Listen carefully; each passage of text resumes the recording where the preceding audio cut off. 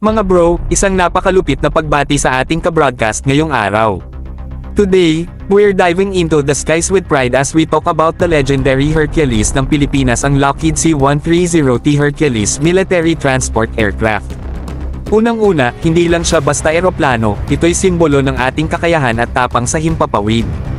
Kilala ang C-130T sa kanyang versatility. It can transport troops, cargo, and even perform medical evacuations. Kaagapay na handang magbigay serbisyo sa anumang sitwasyon. Ang Hercules ay hindi basta naglalakbay lang. May dugong sundalo sa kanyang sistema. This aircraft has seen action in various military operations and humanitarian missions. The Hercules has proven itself not just as a workhorse, but as a formidable force in the skies. Ang C-130T ay isang adaptability champ.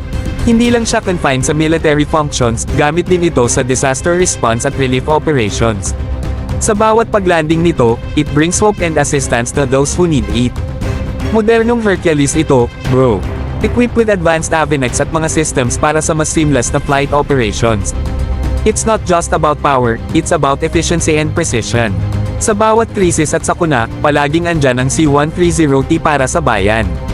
Whether delivering aid, rescuing citizens, or providing medical support, it stands as a beacon of hope. In conclusion, mga bro, let's salute the mighty Hercules ng Pilipinas. Fly high, Pinoy pride, and remember, the sky's not the limit, it's just the view.